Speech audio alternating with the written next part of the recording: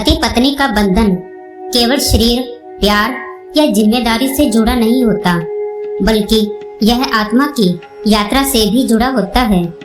कई बार हम इसे केवल सामाजिक नियमों या जिम्मेदारियों के रूप में देखते हैं, लेकिन वास्तव में यह बंधन बहुत गहरा होता है।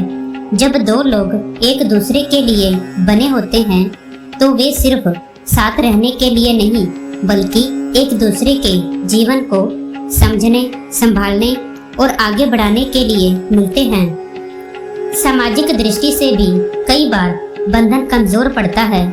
रिश्ता सिर्फ दो लोगों का नहीं होता, परिवार, समाज और संस्कारों से भी जुड़ा होता है। अगर समय पर बातों को नहीं समझा गया, गलतफहमियां या बाहरी हस्तक्षेप बढ़ जाए, तो भावनाओं के बीच दूरी आने लगती है। जब इंसान समझ और सहनशीलता से काम नहीं लेता, तो रिश्ते में दरार आ जाती है। धीरे धीरे यह दूरी बढ़ती जाती है और अगर समय रहते संभाला न जाए, तो बंधन टूटने लगता है। आध्यात्मिक दृष्टि से देखें तो बंधन तब टूटता है जब आत्मा का उद्देश्य पूरा हो जाता है। याद रखो, हर आत्मा की यात्रा में कुछ कर्म, ऋण या सीख जुड़ी होती है। पति पत्नी का मिलन एक दूसरे को पूरा करने के लिए नहीं, बल्कि एक दूसरे को सीख देने, सहारा देने और आत्मिक रूप से आगे बढ़ाने के लिए होता है। जब यह उद्देश्य पूरा हो जाता है, तो जीवन में बदलाव आना स्वाभाविक हो जाता है। कई बार बिछड़ने का कारण केवल मतभेद और व्यक्तित्व का बदलना भी होता है। समय के साथ लोग बदलते हैं, उनकी सोच, प्राथमिकताएं और जीवन का नजरिया भी बदल जाता है। अगर दोनों एक दूसरे के बदलते स्वरूप को स्वीकार नहीं कर पाते, तो रिश्ता कमजोर होने लगता है। उदाहरण के लिए, पति पत्नी के बीच पहले समान रुचियां और समझ होती है, लेकिन समय के साथ यदि एक व्यक्ति आगे बढ़ना चाहता है और दूसरा वहीं ठहर जाता है, तो दूरी बनने लगती है। बंधन टूटने का कारण केवल झगड़े नहीं होते, बल्कि पुरानी आदतें और संवाद की कमी भी होती है। जब लोग अपने मन की बात कहना बंद कर देते हैं, भावनाएं दबाने लगते हैं, तो भीतर ही भीतर दूरी पैदा होने लगती है। रिश्ता तब तक मजबूत रहता है जब तक दोनों एक दूसरे से खुलकर बात करते हैं, एक दूसरे की भावनाओं को समझते हैं और साथ मिलकर समस्याओं का समाधान करते हैं।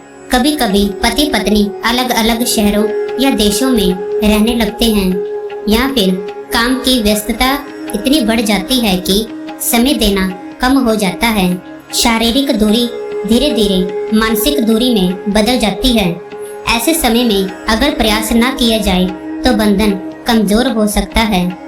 लेकिन यदि दोनों एक दूसरे के लिए समय निकालें, संवाद बनाए रखें और विश्वास कायम रखें, तो दूरी के बावजूद रिश्ता टिक सकता है। यह भी सच है कि कभी कभी रिश्ता इसलिए भी टूटता है क्योंकि एक व्यक्ति अधिक देता है और दूसरा केवल लेता है। जब त्याग और प्रयास एक तरफा हो जाते हैं, तो मन में थकान और निराशा आ जाती है। जब त्याग और प्रयास एक तरफा हो जाते हैं, तो मन में थकान और निराशा आ जाती है। रिश्ता तभी चलता है जब दोनों बराबरी से जिम्मेदारी निभाएं और एक दूसरे की कदर करें। अंत में यह समझना जरूरी है कि पति पत्नी का रिश्ता भाग्य, कर्म, समझ, संवाद और आत्मिक उद्देश्य का मेल होता है।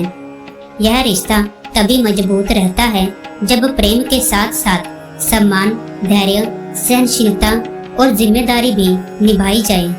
यदि इनमें से कोई भी तत्व कमजोर पड़ता है, तो रिश्ता भी धीरे धीरे कमजोर होने लगता है।